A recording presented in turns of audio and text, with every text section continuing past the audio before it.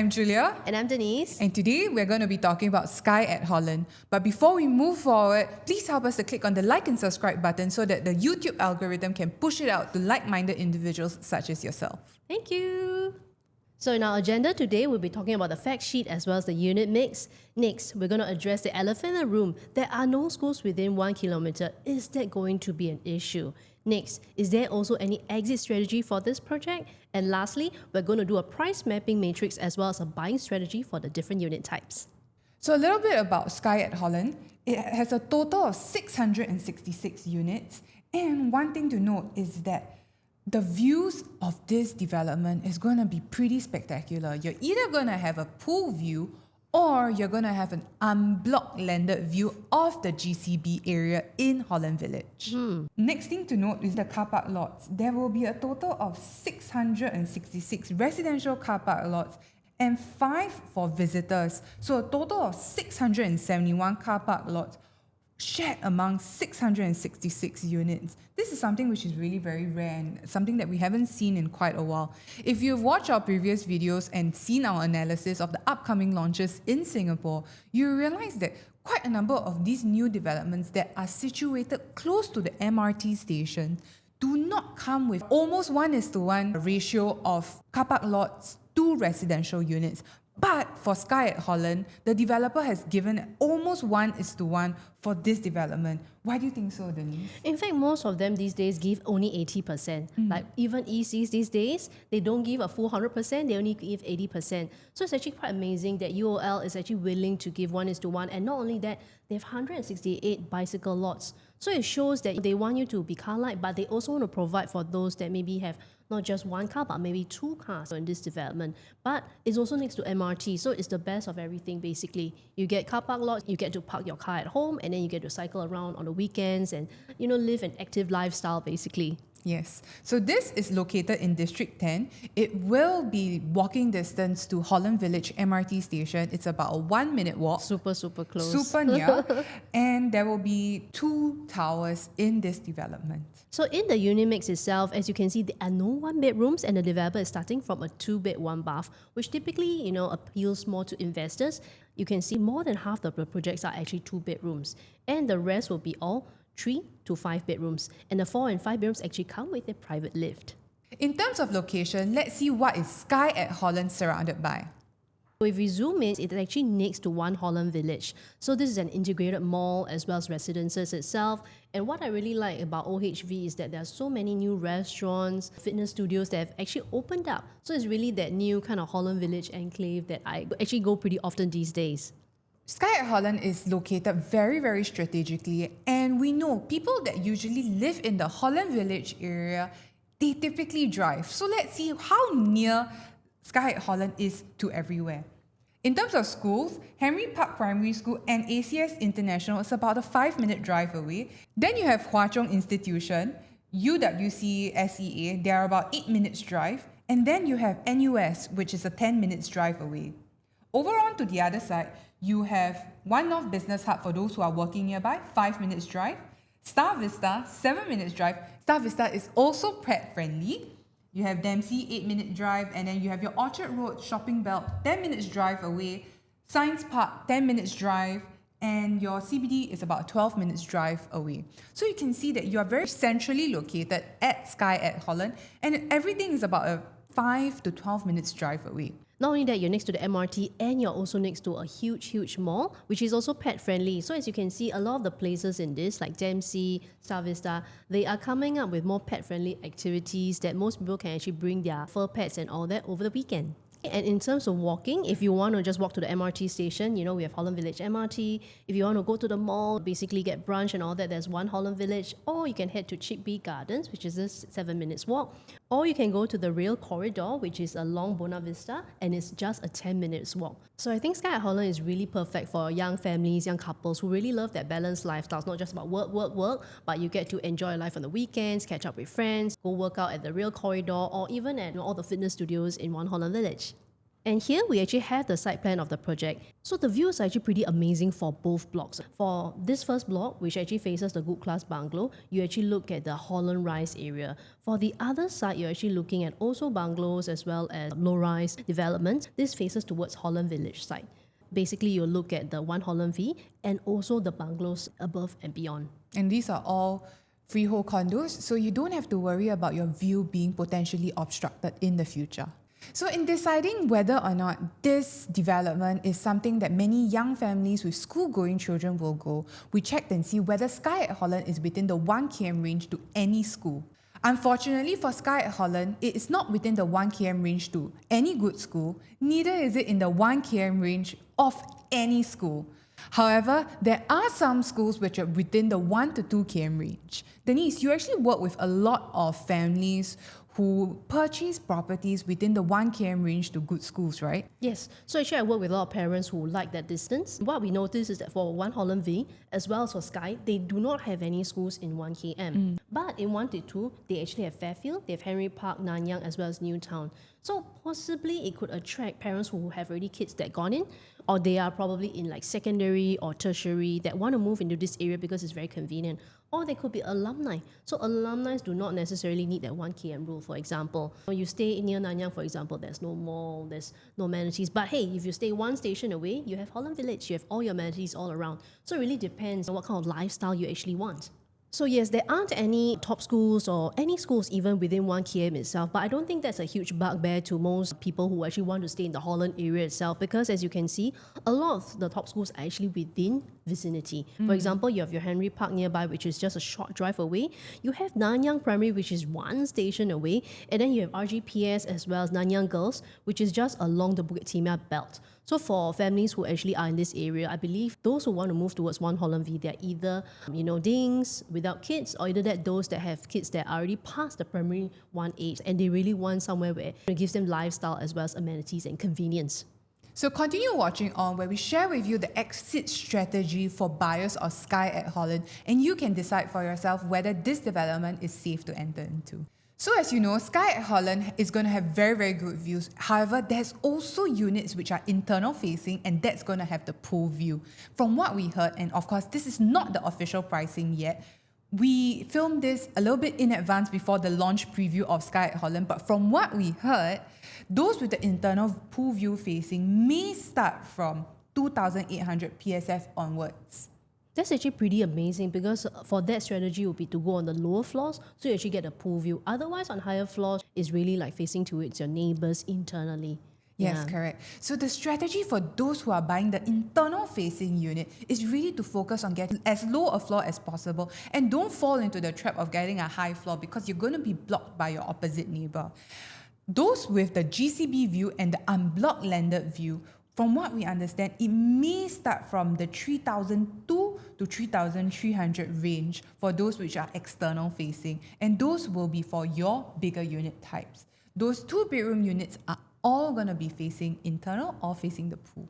At a potential launch price of 3,200, 3,300 for those which are external facing, it may sound like it's very expensive. But before we determine whether that is expensive, let's take a look at the resale in the area or even the sub-sale. Are there any other better options? So just to give you guys an idea, recently the Promenade Peak that was launched, 3 bedrooms are already starting from about 3.2 and up for a very high floor. So in fact, 3-bedder starting from 3 billion these days, actually we are starting to see more of it coming up. So let's take a look at the nearby One Holland Village that has just TOP.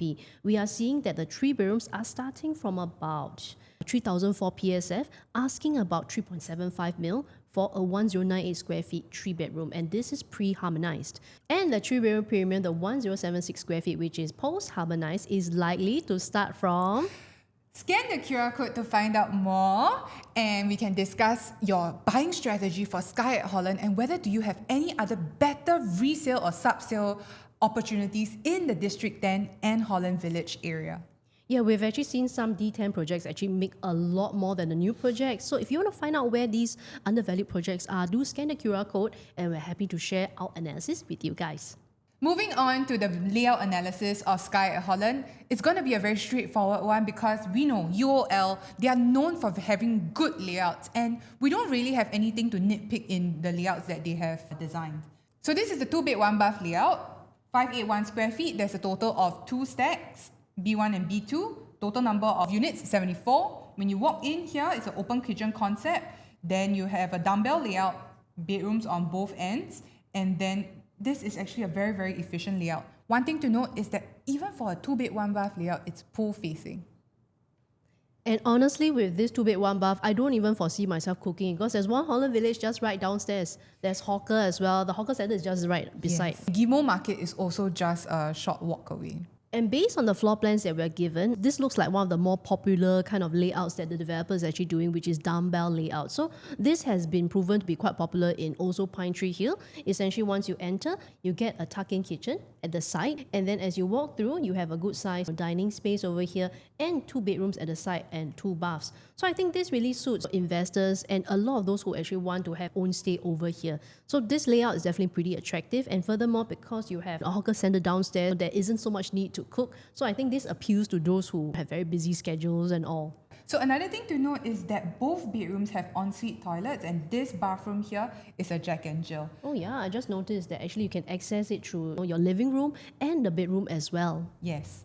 And there will be a total of 4 stacks of 2-bed 2-bath units ranging from either 667 square feet or 678 square feet and a total of 148 units.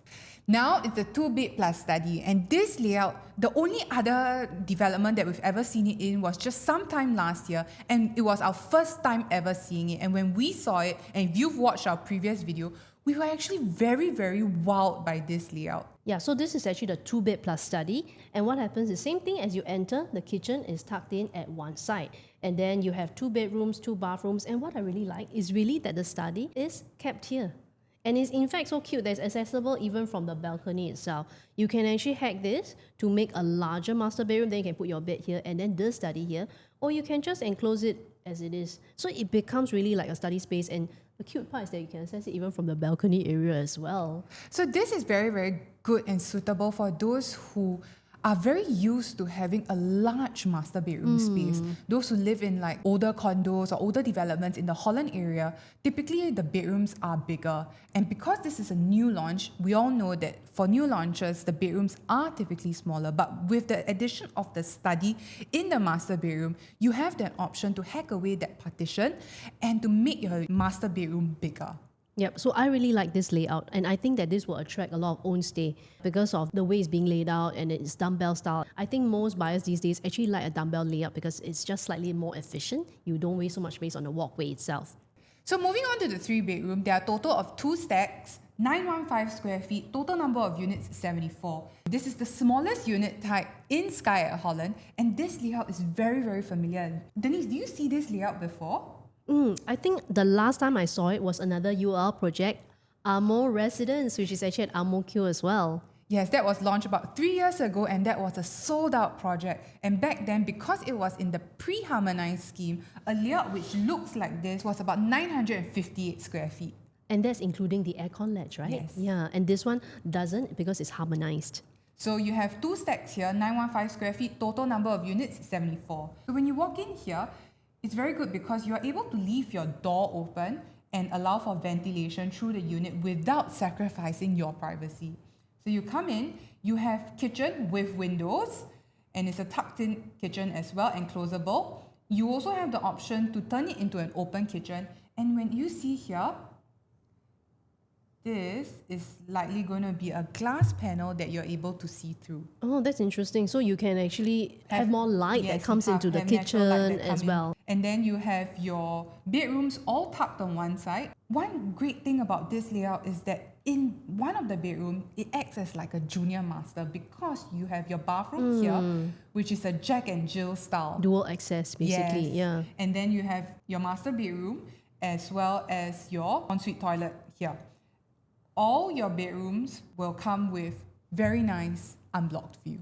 I think the market these days, there are many buyers deciding between a 2-bedroom or 3-bedroom. You know, they are worried maybe if I stay a 2-bedder, I might run out of space and I might want to upgrade to a 3-bedroom. So why not secure a 3-bedroom like right now if I can? The last round in our River Green as well as Promenade Peak video, we actually received quite a few responses regarding our price matrix. So we decided to do the same also for Skye at Holland to help you guys understand what kind of pricing and the gap that you actually have to jump through to get to a bigger unit. Correct.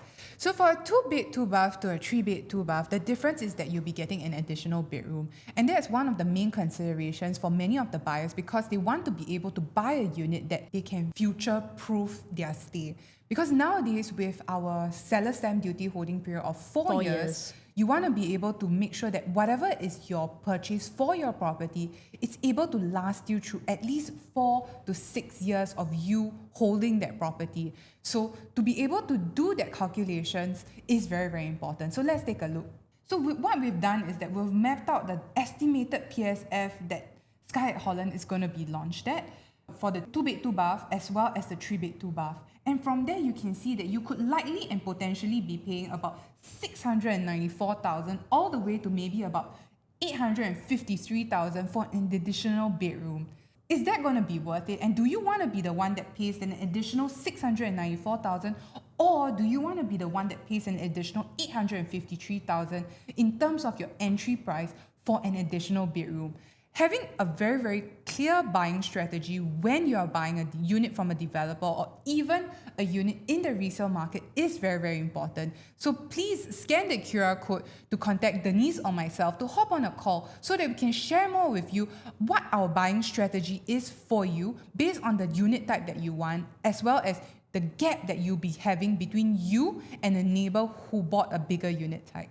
On the other hand, if we look closely, if at your queue number, you are only looking at units that are like 2.3 to 2.4, can actually top up to a 3-bed, 2-bath just maybe by 200 or 300K. So actually when we do this price matrix, it's also about price gaps within the project itself. So today we're just sharing based on the 2-bed as well as the 3-bedder. But if you'd like to know more about the bigger units, a 3 or 4-bed, do scan the QR code. We're happy to send you our price matrix. So the 3-bedroom premium is beautiful as usual. We know developers are very good at planning layouts. This is going to be 2 stacks of 1076 square feet, total of 74 units. You come in here, same with the previous 3-bedroom layout, you have a bit of privacy. You can leave your main door open to have ventilation without sacrificing your privacy.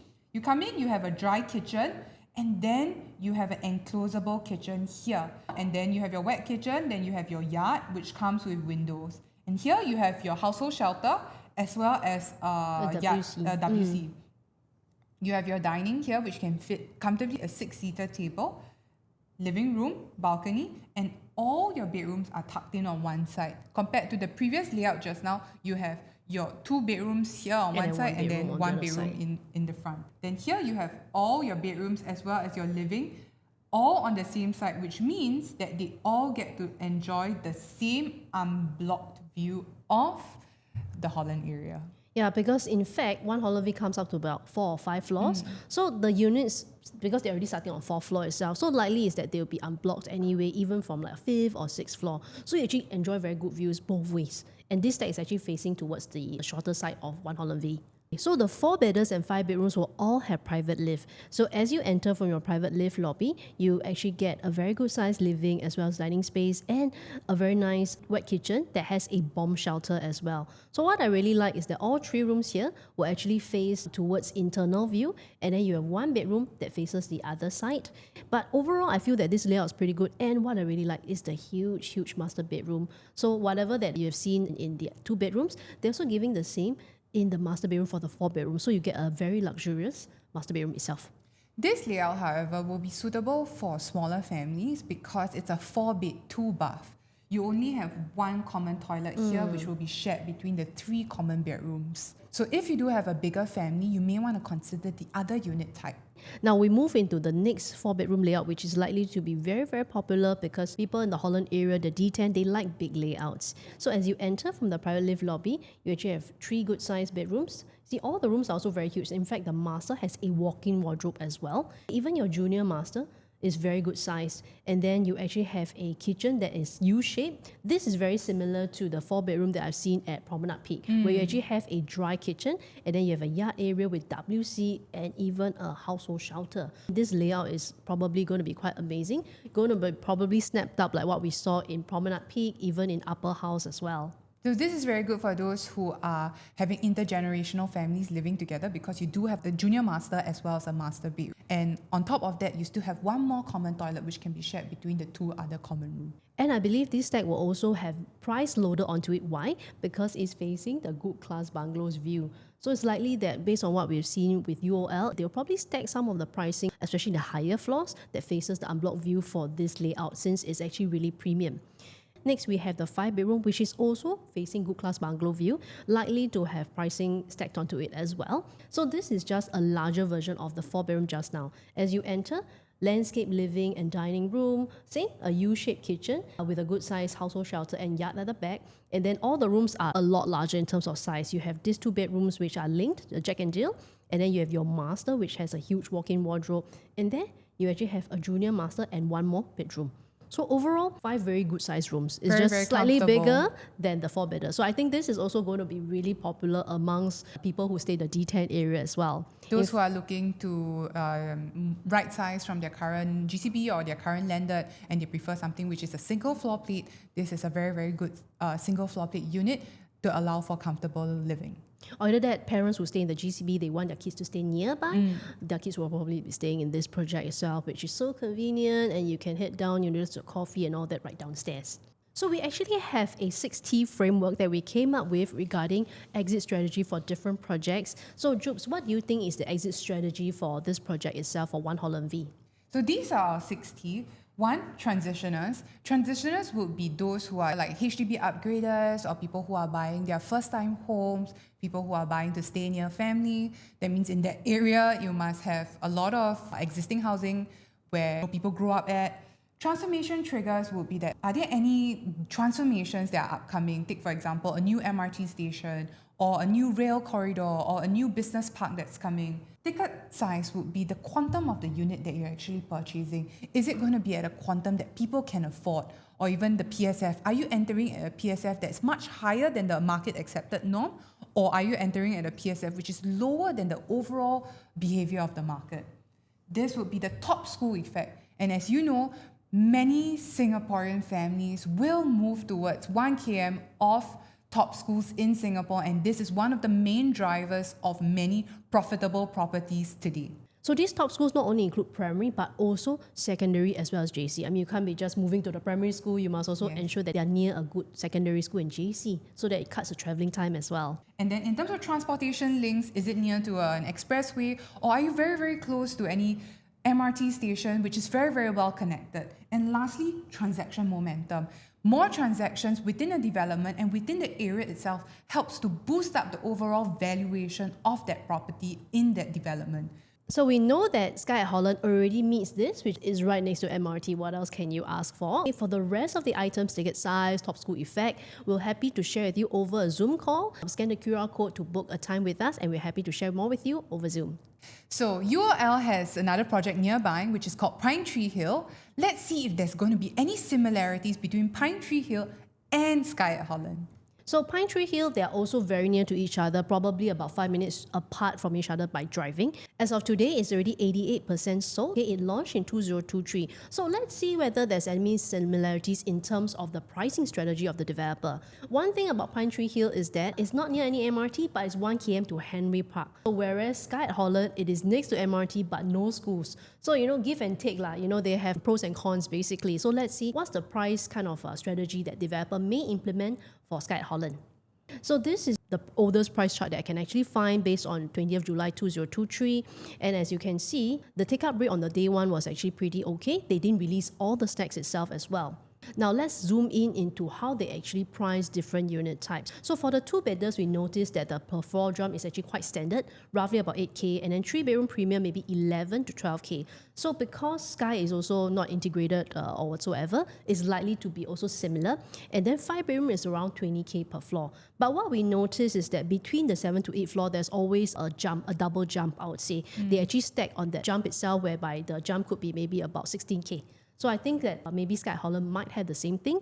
And we noticed something interesting that I think most developers are now also noticing, is that they are placing a higher price point on the 5-bedroom itself. So for example, stack 21, 22, 23, they are all facing towards the forest, the Clementi forest side.